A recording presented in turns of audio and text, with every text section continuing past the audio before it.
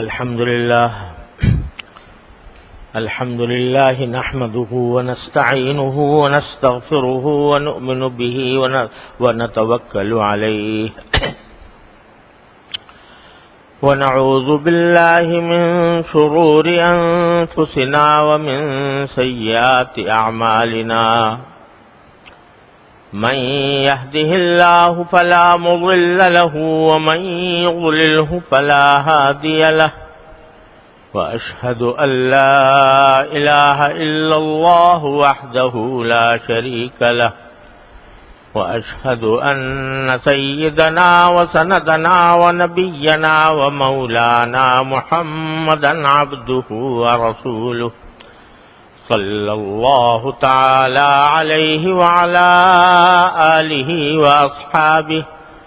وبارك وسلم تسليما كثيرا أما بعد فأعوذ بالله من الشيطان الرجيم بسم الله الرحمن الرحيم والفجر وليال عشر والشفع والبتر والليل إذا يسر هل في ذلك قسم لذي حجر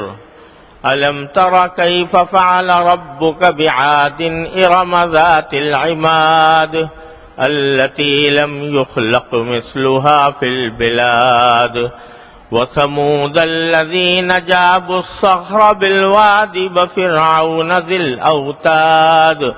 الذين طغوا في البلاد فأكثروا فيها الفساد فصب عليهم ربك سوط عذاب إن ربك لبالمرصاد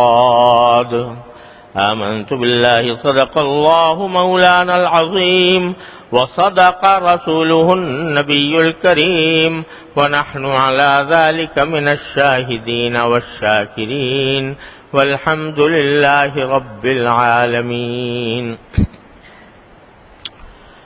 بزرگان محترم اور برادران عزیز، السلام علیکم ورحمۃ اللہ وبرکاتہ. عید الاضحیٰ سے پہلے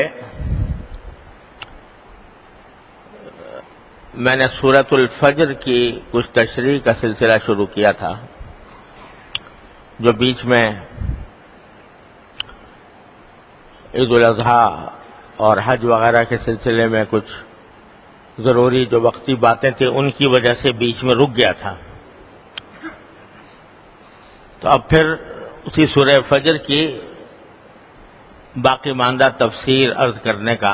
ارادہ ہے. اللہ تعالیٰ اپنی رضا کے مطابق بیان کرنے کی توفیق عطا فرمائے. یہ بات ذہن میں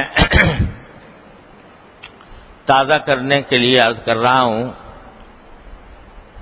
کہ جیسا میں نے پہلے عرض کیا تھا، یہ سورہ فجر در حقیقت ہم انسانوں کی ایک غلط فہمی کو دور کرنے کے لیے اللہ تبارک و تعالی نے نازل فرمائی ہے. وہ غلط فہمی جس میں اکثر و بیشتر ہم سب مبتلا رہتے ہیں، وہ غلط فہمی یہ کہ ہم جس زندگی سے گزر رہے ہیں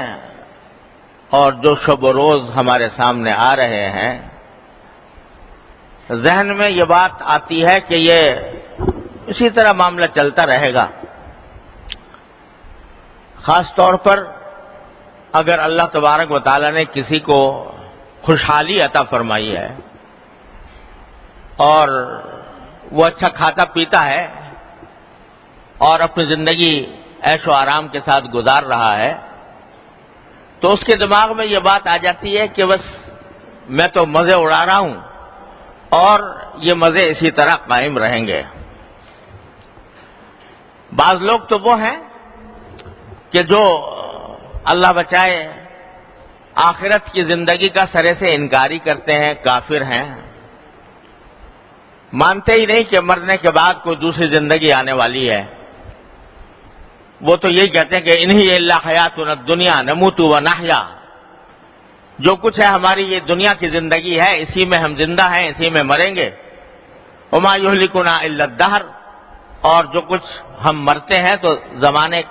کے حساب سے زمانہ ہمیں ہلاکت دے دیتا ہے، نہ کوئی معاذ اللہ اس کائنات کا پیدا کرنے والا ہے، نہ ہمیں دوبارہ اس کے پاس لوٹ کر جانا ہے۔ اللہ بچائے، وہ تو آخرت کے سرے سے منکر ہیں ہی، اور جو منکر نہیں ہیں، مسلمان ہیں، الحمدللہ ہم سب اس میں داخل ہیں، کہ اس بات پر ایمان رکھتے ہیں کہ مرنے کے بعد ایک دوسری زندگی آنے والی ہے، وہی ابدی اور دائمی زندگی ہوگی، اور یہ زندگی جو ہے وہ اس کے لیے ایک امتحان اور آزمائش کی زندگی ہے کہ اس میں اگر اللہ تعالیٰ کے احکام کے مطابق زندگی گزاری جائے تو انشاءاللہ ابدی راحتیں ہیں، دائمی مسرتیں ہیں، اور اگر خدا نہ کرے یہ زندگی ہم نے اللہ کی نافرمانی میں گزاری تو پھر وہ ابدی زندگی جو ہے ہماری خراب ہوگی۔ یہ عقیدہ آخرت کا ہر مسلمان کے دل میں ہوتا ہے، لیکن عقیدہ تو ہوتا ہے، لیکن اس کا احساس، اس کا دھیان، اس کی فکر، اس سے اکثر و بیشتر ہم لوگ غفلت میں ہوتے ہیں۔ سمجھتے ہیں کہ جو عیش و آرام میسر ہے بس یہ رہے گا، اور یہی اسی طرح زندگی چلتی رہے گی، آخرت کا خیال ہی نہیں آتا، مرنے کا دھیان ہی نہیں آتا، اللہ تبارک و تعالیٰ کے سامنے کسی وقت پیشی ہونی ہے اس کا احساس ہی نہیں ہوتا۔ نتیجہ یہ کہ اس دنیا کی راحتوں لذتوں کے اندر مگن ہو کر ہم اللہ تبارک و تعالیٰ کو بھول جاتے ہیں اور اللہ تعالیٰ کے سامنے پیشی کو بھول جاتے ہیں۔ یہی سارے گناہوں کی جڑ ہے، یہی سارے بدعنوانیوں کی جڑ ہے، یہی سارے ظلم اور فساد کی جڑ ہے کہ آدمی اللہ تعالیٰ کو اور اللہ کے سامنے پیشی کو بھول جائے۔ تو اس صورت کریمہ میں اللہ تبارک و تعالیٰ نے بندے کو یہ یاد دلایا ہے کہ بندے خدا تم اپنی زندگی پر غور کرو تو تمہیں نظر آئے گا کہ یہ زندگی ایک حالت پر نہیں رہتی، کبھی حالات کیسے ہوتے ہیں، کبھی اس میں تبدیلی واقع ہو جاتی ہے۔ اس کے لیے قسمیں کھائی ہیں اللہ تبارک و تعالیٰ نے، فجر کی قسم، 10 راتوں کی قسم، جفت اور طاق کی قسم، چلتی ہوئی رخصت ہوتی ہوئی رات کی قسم۔ ان تمام حالات کے اوپر اگر غور کرو تو نظر آتا ہے کہ یہ تغیر جو ہے یہ زندگی کا خاصہ ہے۔ رات آتی ہے تو ہمیشہ نہیں رہتی، صبح ہو جاتی ہے، صبح آتی ہے تو ہمیشہ نہیں رہتی، رات آ جاتی ہے، اور چاند طلوع ہوتا ہے تو ہمیشہ ایک جیسا نہیں رہتا، بدلتا رہتا ہے، بڑھتا ہے اور گھٹتا ہے۔ اور اسی طرح جفت اور طاق ایک جیسے نہیں رہتے، ایک آدمی اکیلا ہوتا ہے، پھر اس کی شادی ہو جاتی ہے، طاق ہو جاتا ہے، پھر اس کی اولاد ہو جاتی ہے، جفت، پھر دوبارہ طاق ہو جاتا ہے۔ تو غرض یہ اللہ تبارک و تعالیٰ نے یہ زندگی بھی ایسی بنائی ہے کہ اسی میں غور کرو تو پتہ چلے کہ حالات ایک جیسے نہیں رہتے، بدلتے رہتے ہیں۔ تو اگر تمہیں اس وقت عیش و آرام میسر ہے تو یہ نہ سمجھو کہ اس عیش و آرام میں ہمیشہ رہو گے، خاص طور پر اس وقت جب کہ تم اللہ کی ناراضی کے اسباب پیدا کر رہے ہو۔ اگر کتنے ہی عیش و آرام میں ہو انسان، لیکن اگر وہ اللہ تبارک و تعالیٰ کی ناراضی کے کام کر رہا ہے، اس کی نافرمانی پر تلا ہوا ہے، تو ایک نہ ایک دن وہ کسی پکڑ میں آ جاتا ہے۔ بس بعض اوقات تو دنیا ہی میں پکڑ میں آ جاتا ہے، اور اگر دنیا میں کسی وجہ سے پکڑ میں نہ آیا تو آخرت میں تو آئے گا ہی آئے گا۔ یہ ہے اس سورت کا اصل بنیادی نقطہ۔ تو اللہ تبارک و تعالیٰ فرماتے ہیں ان چیزوں کی قسم کھا کر کہ الم تری کیف فعل ربک بعاد، 3 مثالیں دی ہیں اللہ تبارک و تعالیٰ نے پچھلے قوموں کی۔ قوم عاد کے ساتھ کیا ہوا، قوم سمود کے ساتھ کیا ہوا، اور پھر فرعون کے ساتھ کیا ہوا، فرعون ذی الاوتاد۔ یہ تینوں قومیں ایسی تھیں کہ اپنے اپنے وقت میں ان کی گڈی چڑھی ہوئی تھی، ان کا سکہ چلا ہوا تھا، ان کا ڈنکا بج رہا تھا، قوت اور شوکت میں یہ دنیا کو چیلنج کرتی تھیں، تینوں قوتیں ایسی تھیں۔ تو تین کا ذکر فرمایا یہاں پر، ایک قوم عاد کا، پھر قوم سمود کا، پھر فرعون کی قوم کا، کہ ان کی تاریخ دیکھو تو تمہیں پتہ چلے گا کہ عیش و آرام میں مست ہو کر جب کوئی قوم اپنے خدا کو بھول جاتی ہے تو اس کا کیا انجام ہوا کرتا ہے۔ پہلی مثال دی ہے قوم عاد کی، الم تر کیف فعل ربک بعاد ارم ذات العماد التی لم یخلق مثلها فی البلاد۔ کیا تم نے نہیں دیکھا کہ اللہ تمہارے پروردگار نے عاد کے ساتھ کیا معاملہ کیا؟ وہ عاد جو ارم کی اولاد تھی، جس نے بڑے اونچے اونچے ستون بنائے تھے، جس جیسی قوم اپنے قد و قامت کے اعتبار سے، اپنے ڈیل ڈول کے اعتبار سے اس سے پہلے کبھی دنیا میں پیدا نہیں ہوئی تھی، اپنی شان و شوکت کے اعتبار سے، اس کے ساتھ اللہ نے کیا معاملہ کیا۔ یہاں صرف اشارہ کیا ہے اللہ تبارک و تعالیٰ نے، اور تھوڑی سی تفصیل اس کی عرض کرتا ہوں جو قرآن کریم کے دوسرے مقامات پر اللہ تعالیٰ نے بیان فرمائی ہے، اور احادیث سے اور روایات سے بھی جو معلوم ہوتی ہے۔ یہ عاد کی قوم جو تھی، یہ در حقیقت حضرت نوح علیہ السلام کے بیٹے سام کا پڑپوتا تھا، جس کا نام عاد تھا۔ اور یعنی حضرت نوح علیہ السلام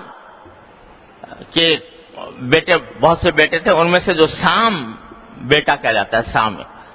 تو اس کی جو اولاد ہے وہ سامی قومیں کہلاتی ہیں، سامی نسلیں کہلاتی ہیں۔ اس کا پوتا یا پڑپوتا تھا جس کا نام عاد تھا، اور اس کے باپ کا نام ارم تھا۔ یہ عاد کی قوم اس وجہ سے عاد ارم بھی کہلاتی ہے، اور قرآن کریم نے اس کو عاد اولا سے بھی تعبیر فرمایا ہے، اور اس کو اہل عرب جو ہیں عرب عاربہ کے نام سے یاد کرتے ہیں۔ یہ قوم ایسی تھی کہ جس کے بارے میں قرآن کریم نے فرمایا کہ اس جیسی قوم یا اس جیسی جو ستون انہوں نے بنائے تھے اس جیسے پھر کبھی پیدا نہیں، اس سے پہلے کبھی پیدا نہیں ہوئے تھے۔ ڈیل ڈول میں، قد و قامت میں یہ عام لوگوں سے زیادہ قوی ہیکل قوم تھی۔ قرآن کریم نے اس کی تفصیل نہیں بتائی کہ کتنی زیادہ ڈیل ڈول کے لوگ تھے، کتنے قد و قامت کے لوگ تھے۔ بعض روایات میں مختلف باتیں آئی ہیں، کوئی ان کے اوپر بھروسہ نہیں کیا جا سکتا۔ ان کے اوپر بعض روایتوں میں کہا گیا کہ ایک ایک آدمی جو ہے وہ 12 ہاتھ کا اس کا قد ہوا کرتا تھا، واللہ عالم۔ لیکن اتنی بات قرآن نے کہی ہے کہ ان جیسے قوم پھر اس سے پہلے پیدا نہیں ہوئی تھی، اپنے ڈیل ڈول کے اعتبار سے، اپنے قد و قامت کے اعتبار سے۔ اور ایسی قوم تھی کہ جس نے بڑے بڑے اونچے ستون بنائے تھے، اور بعض مفسرین نے فرمایا کہ در حقیقت اسی قوم کا ایک فرد تھا جس کو جو عام طور سے لوگوں کے اندر مشہور بھی ہے، شداد۔ یہ اسی قوم عاد کا فرد تھا، اور یہ وہ شخص تھا کہ جو اپنے بادشاہت پر غرور میں مبتلا ہو کر، اپنی شان و شوکت کو دیکھ کر خدائی کا دعویٰ کر بیٹھا تھا، کہتا میں خدا ہوں، میری عبادت کرو، مجھے پوجو، میں ہوں خدا، کیونکہ ساری دنیا جو ہے وہ میرے زیر اقتدار ہے۔ اس واسطے اس نے خدائی کا دعویٰ کیا ہوا تھا۔ اللہ کے نیک بندے اس کو اس گمراہی سے بچانے کی کوشش کرتے رہے، اس کو دعوت دیتے رہے کہ یہ خدائی کا دعویٰ کرنا، اللہ تبارک و تعالیٰ کے سامنے بغاوت کرنا، اور یہ بہت ہی خطرناک بات ہے۔ اور بعض اللہ کے بندوں نے، جو ہو سکتا ہے پیغمبر ہوں یا پیغمبروں کے نائب ہوں، انہوں نے شداد کو دعوت دی اور یہ کہا کہ تم اس بات سے بعد آ جاؤ، اگر تم ہدایت کے راستے پر آ جاؤ گے، ایک اللہ کو ماننے لگو گے اور اس کی صحیح عبادت کرو گے تو اللہ تعالیٰ تمہیں جنت پہنچائیں گے۔ دنیا میں تمہیں اقتدار ملا ہوا بھی ہے، آخرت میں بھی ملے گا، آخرت میں جنت تمہیں بنائیں گے۔ اس سے پوچھا جنت کیا ہوتی ہے؟ دیکھا ایسی شاندار باغات ہوں گے اور اس میں دریا بہتے ہوں گے اور اس میں محلات ہوں گے اور اس میں حور و غلمان ہوں گے، اور کہا ایسی جنت تو میں بھی بنا سکتا ہوں۔ چنانچہ اس نے حکم دے دیا کہ ایک ایسی جنت بنائی جائے جس میں باغات ہی باغات ہوں،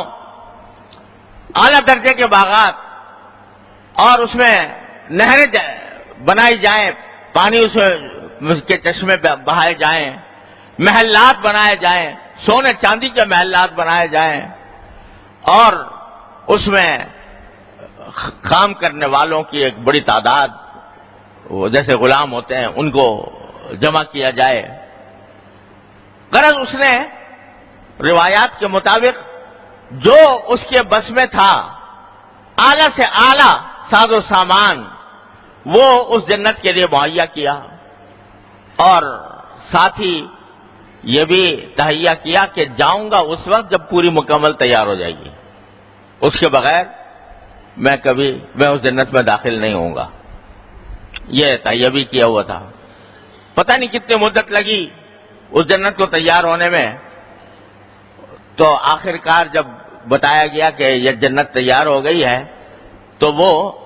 اپنے تمام لا و لشکر کے ساتھ اس جنت میں داخل ہونے کے لیے روانہ ہوا، اور روانہ ہو کر جب اس کے دروازے پر پہنچا تو ایک پاؤں اس کا اندر تھا اور ایک پاؤں باہر تھا۔ اسی وقت اللہ تبارک و تعالیٰ نے اس کی روح قبض کر لی اور وہ ہلاک ہو گیا۔ اس کا ہلاک ہونا تھا تو وہ ساری جنت جو ہے اللہ تعالیٰ نے تباہ و برباد کر دی، تہو بالا کر دی، وہ صرف کھنڈرات کی شکل میں باقی رہ گئی۔ اسی کی مثال عام طور سے جیسے شداد کی جنت، تو وہ در حقیقت قوم عاد ہی کا ایک فرد بتایا جاتا ہے جس نے یہ کام کیا۔ اور تاریخی روایات میں یہ آتا ہے کہ اس نے یہ جنت بنائی تھی اور اس میں داخل نہ ہو سکا، اور پھر بالآخر اس کے اندر اس کی وہ جنت جو ہے وہ کھنڈروں میں تبدیل ہو گئی۔ اور پھر بعض روایتوں میں، تاریخی روایتوں یہ بھی مذکور ہے کہ بعض صحابہ میں سے کسی صحابی نے اس کے کھنڈرات دیکھے بھی ہیں۔ تو مفسرین کی ایک جماعت کا کہنا ہے یہ جو ہے ذات العماد جو فرمایا گیا، یہ عاد ارم کے اس شداد کا ذکر ہے کہ جس نے وہ جنت بنائی تھی اور اس نے بڑے بڑے ستون تعمیر کیے تھے، ذات العماد، بڑے اونچے اونچے ستون تعمیر کیے تھے۔ تو اللہ تبارک و تعالیٰ فرما رہے ہیں دیکھو اس سارے اونچے ستون تعمیر کرنے کے بعد اور عیش و آرام کی اقتدار کی زندگی گزارنے کے بعد انجام اس کا کیا بنا؟ اللہ تبارک و تعالیٰ کی نافرمانی کے نتیجے میں نہ وہ شداد رہا، نہ وہ جنت رہی، نہ اس کا عیش و آرام باقی رہا، ہلاک ہو کر رہ گیا۔ تو عاد ارم جو پہلے عاد جو کہلاتے ہیں اور نوح علیہ السلام کے پڑپوتے سے وہ شروع ہوتے ہیں، ان کا ایک فرد شداد تھا جس کے ساتھ یہ معاملہ ہوا۔ پھر اسی قوم عاد کا ذکر قرآن کریم نے دوسرے مقامات پر بھی کیا ہے، اور محقق مفسرین کا کہنا یہ ہے کہ یہ جو دوسری جگہ پر قوم عاد کا ذکر کیا جس کی طرف حضرت ہود علیہ السلام کو بھیجا گیا تھا، یہ شداد والی عاد کے بعد کا قصہ ہے۔ اور یہ قوم جو تھی یہ یمن میں آباد تھی، یمن کے علاقے میں آباد۔ قرآن کریم نے سورہ احقاف کے اندر فرمایا کہ یہ ریت کے ٹیلوں کے پاس رہتی تھی، ریت کے ٹیلے جو وہاں یمن کے علاقے میں پائے جاتے ہیں اس کے قریب آباد تھی۔ یہ قوم بھی اپنے طور پر اپنی صنعت میں، اپنی کاریگری میں، اپنے ٹیکنالوجی میں، اس زمانے کی ٹیکنالوجی کے اعتبار سے دنیا کی ممتاز ترین قوم شمار ہوتی تھی۔ قرآن کریم نے اس کا ذکر کیا ہے کہ اتبنون بکل ریع آیۃ تعبثون وتتخذون مصانع لعلکم تخلدون، تمہاری حالت یہ ہے کہ تم ہر تھوڑی دیر کے بعد ایک انہوں نے علامتیں لگائی ہوئی تھی اپنے شان و شوکت کے لیے، بڑی علامتیں لگائی ہوئی تھی، کہیں ستون گاڑے ہوئے تھے، کہیں جھنڈے گاڑے ہوئے تھے، اور انہوں نے ایسے بڑے بڑے کارخانے بنائے تھے اور بڑے بڑے عظیم الشان انہوں نے عمارتیں تعمیر کی تھیں کہ قرآن کریم کہتا تم نے یہ ایسی تعمیر کی جیسے کہ تمہیں ساری زندگی ساری عمر تمہیں اس میں رہنا ہے، اس طرح کے تم نے مصانع بنا رکھے ہیں۔ وَإِذَا بَطَشْتُمْ جَبَّارِينَ، جب کسی کی پکڑ کرتے ہو تو ظلم و جبر کی کوئی انتہا نہیں چھوڑتے۔ یہ اس قوم کی کرتوت اللہ تعالی نے بتائے ہیں۔ ان کے ہدایت کے لیے اللہ تبارک و تعالی نے حضرت ہود علیہ السلام کو مبعوث فرمایا۔ حضرت ہود علیہ السلام تشریف لائے، ان کو دعوت دی کہ خدا کے بندو، تم بت پرستی میں تم مبتلا ہو، ظلم و جبر میں تم طاق ہو، اللہ تبارک و تعالیٰ کی نافرمانیوں میں تم مبتلا ہو، اور اپنی شان و شوکت پر، اپنی قوت و قدرت کے اوپر تمہیں ناز اور غرور ہے، لیکن یاد رکھو اللہ تبارک و تعالیٰ کے آگے تمہاری کوئی حیثیت نہیں، اور اگر تم اپنی فلاح اور صلاح چاہتے ہو تو اللہ کی خدا واحد کی پرستش کرو، بت پرستی چھوڑ دو، لوگوں پر ظلم کرنا چھوڑ دو، جبر کرنا چھوڑ دو۔ مدتوں تک حضرت ہود علیہ السلام ان کو یہ تبلیغ فرماتے رہے۔ قرآن کریم میں حضرت ہود علیہ السلام کی جو تقریریں فرمائی ہیں انہوں نے اپنی قوم کے سامنے، قرآن کریم میں کئی جگہ، سورہ اعراف میں، سورہ ہود میں اور دوسری صورتوں کے اندر اس کا تذکرہ فرمایا ہے، لیکن چند سعادت مند لوگوں کے سوا باقی جو قوم کے بڑے بڑے لوگ تھے وہ حضرت ہود علیہ السلام کو جھٹلاتے رہے، حالانکہ حضرت ہود علیہ السلام ان کی قوم میں ممتاز ترین خاندان کے ایک فرد تھے، لیکن جب ان کو توحید کی طرف دعوت دی گئی اور گمراہی سے نکالنے کی کوشش کی گئی تو انہوں نے حضرت ہود علیہ السلام کا مذاق انہوں نے اڑایا، گالیاں انہیں دیں، تکلیفیں انہیں پہنچائیں، اور یہ کہا کہ ہمیں تو ایسا لگتا ہے کہ اعتراء کا بعض آلہتنا بسو، ہمارے جو دیوتا ہیں انہوں میں سے کسی نے تمہیں جھپیٹے میں لے لیا ہے، اور ان کا تمہاری اس دعوت کی وجہ سے ہمارے دیوتا ناراض ہو گئے اور اس نے تمہیں پاگل بنا دیا ہے، اور کہا کہ تم بے وقوف ہو، تم پاگل ہو، انا لنراک فی صفاحۃ وانا لنظنک من الکاذبین، ہم تمہیں دیکھتے ہیں کہ تم پرلے درجے کے بے وقوف ہو اور پرلے درجے کے جھوٹے ہو۔ پیغمبر نے جواب میں کہا کہ یا قوم لیس بی صفاحۃ ولکنی رسول من رب العالمین، میری قوم مجھے کوئی بیوقوفی لاحق نہیں ہوئی ہے، میں تو پروردگار کی طرف سے تمہارے پاس ایک پیغام لے کر آیا ہوں۔ پیغمبر کو نے دکھا دیا کہ اس کو گالیاں دی جا رہی ہیں، اس کو برا بھلا کہا جا رہا ہے، اس کو جھوٹا کہا جا رہا ہے، اس کو بے وقوف اور پاگل اور دیوانہ کہا جا رہا ہے، لیکن پیغمبر جواب میں اس کو کسی گالی کا جواب گالی سے نہیں دیتا۔ آج اگر کسی بڑے پیشوا کے بارے میں کوئی شخص یہ کہے جملہ جو حضرت ہود علیہ السلام کے قوم نے ان کے لیے کہا تھا کہ تم بیوقوف ہو اور تم پہلے درجے کے جھوٹے ہو، مجمع میں کھڑے ہو کر کسی مذہبی پیشوا کے سامنے کے بارے میں یہ بات کہہ دے تو لوگ اس کی تکہ بوٹی نوچ ڈالے ہیں، اور وہ اس کے جواب میں کیا کہ تو بیوقوف ہو، تیرا دادا اور باپ دادا بیوقوف، لیکن پیغمبر ہے وہ ان گالیوں کو برداشت کرتا ہے اور کہتا ہے کہ یا قوم لیس بی صفاحۃ، مجھے کوئی بیوقوفی درپیش لائق نہیں ہوئی ہے، بلکہ میں پروردگار کی طرف سے تمہارے پاس خیر خواہی کا پیغام لے کر آیا ہوں۔ اس طرح نرمی سے حضرت ہود علیہ السلام ان کو تبلیغ فرماتے رہے، کہا کہ دیکھو نوح علیہ السلام کی قوم تھی، انہوں نے نافرمانی کی تھی، ان پر کتنا بڑا عذاب آیا تھا، اللہ تعالیٰ نے اس کے بعد تمہیں ایک نئی زندگی عطا فرمائی، تمہیں قوت و شوکت عطا فرمائی، تو اللہ کی نعمتوں کو یاد کرو، لیکن قوم مان کر نہ دی۔ آخر میں جب حضرت حود علیہ السلام فرماتے رہے کہ کہیں تمہارے اوپر اللہ کا عذاب نہ آ جائے جس طرح کہ نوح علیہ السلام کے اوپر آیا تھا. تو آخر میں انہوں نے چیلنج دے ہی دیا کہ اچھا لاؤ، تم کہتے ہو عذاب آ جائے گا، لاؤ ہمارے اوپر عذاب. کہاں سے لاتے ہو؟ اللہ بچائے، انہوں نے عذاب کا خود سے مطالبہ کیا. تو حضرت حود علیہ السلام نے فرمایا کہ اچھا اگر تم خود عذاب کا تمہیں شوق ہے اللہ تعالیٰ کے عذاب کا اور میری بات سننے کو تیار نہیں ہو تو پھر آ کے رہے گا. فقد وقع علیکم من ربکم رجس وغضب، اب اللہ تعالیٰ کا غضب تمہارے اوپر نازل ہوگا. چنانچہ غضب اس طرح ہوا کہ پہلے اس قوم کے اوپر خشک سالی قحط اللہ تعالیٰ نے مسلط کیا، بارشیں بند ہو گئیں، پانی کی قلت ہو گئی. اس وقت یہ پہلا تعزیانہ تھا جو اللہ تبارک و تعالیٰ نے دکھایا تھا کہ دیکھو تم اب بھی ہوش میں آ جاؤ. اس وقت حضرت حود علیہ السلام نے اس تعزیانے کو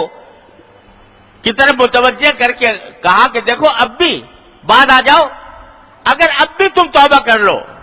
اور اللہ تبارک و تعالیٰ کی طرف رجوع کر لو تو یرسل السماء علیکم مدرارا، تو اللہ تعالیٰ تمہارے اوپر آسمان سے موسلادھار بارشیں برسا دیں گے. مگر اللہ بچائے، جب آدمی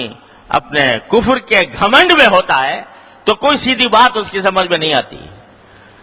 بات سمجھ میں نہیں آئی اور پھر بھی وہ ہدایت کی طرف نہ لوٹے تو آخر کار اللہ تبارک و تعالیٰ کی طرف سے ایک بادل بھیجا گیا. اس وقت جبکہ وہ خشک سالی کا ایک زمانہ گزار چکے تھے، قحط پڑا ہوا تھا، پانی کی قلت تھی، گرمی کی شدت تھی، تو سامنے سے ایک بادل آتا ہوا نظر آیا. تو اس کو دیکھ کر انہوں نے کہا کہ ھذا عارض ممطرنا، یہ بادل آ رہا ہے، یہ ہمارے اوپر بارش برسائے گا. اللہ تبارک و تعالیٰ قرآن کریم فرماتے ہیں کہ تم تو یہ سمجھ رہے تھے، وہ یہ سمجھ رہے تھے کہ یہ بادل آ کر ہمارے اوپر بارش برسائے گا اور ہمارے قحط سالی دور کرے گا، لیکن فرمایا کہ یہ تو بادل ہم نے کسی اور کام کے لیے بھیجا ہے. ریح فیہا عذاب علیم، یہ در حقیقت ایسی ہوائیں لے کر آیا ہے جو دردناک عذاب میں تم کو مبتلا کر دیں گی. اس بادل کے آنے کے بعد ان کے اوپر قرآن کریم فرماتا ہے کہ 7 راتیں اور 8 دن مسلسل طوفانی ہوائیں چلیں.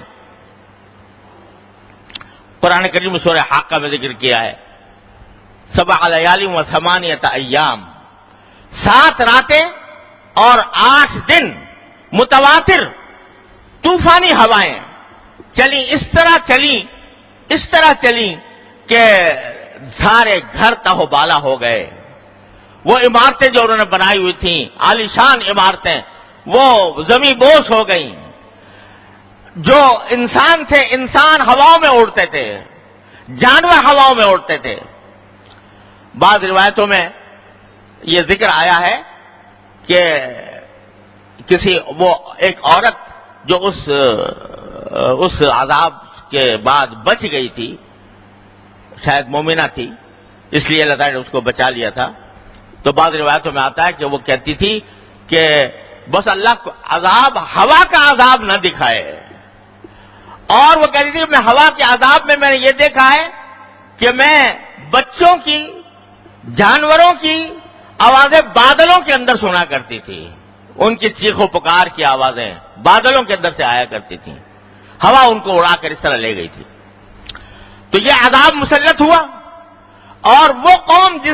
جس کو اپنی عمارتوں پر فخر تھا، ناز تھا، غرور تھا کہ ہم نے ایسی شاندار عمارتیں بنائی ہے، ہماری تہذیب اس اعلیٰ درجے کی ہے، اس کو اللہ تبارک و تعالیٰ نے 7 راتیں اور 8 دن اس طرح اس کو تہوبالا کر دیا کہ ملیا میٹ ہو کر رہ گئی. اور قرآن کریم کہتا ہے فَتَرَى الْقَوْمَ فِيهَا سَرْعَىٰ كَأَنَّهُمْ أَعْجَازُ نَخْلٍ خَاوِيَةٍ. اس کے بعد تم اگر منظر دیکھتے تو لوگ زمین پر اس طرح پچھڑے ہوئے نظر آتے تھے جیسے کہ کھوکھلے درختوں کے شہتیر. کیونکہ قد و قامت ان کے بڑے زبردست تھے، ڈیل ڈول کے لوگ تھے. تو فتر القوم فیہا صرعا کانہم اعجاز نخل خاویہ، اس طرح پچھڑے ہوئے پڑے تھے زمین کے اوپر جیسے کہ کھوکھلے شہتیر،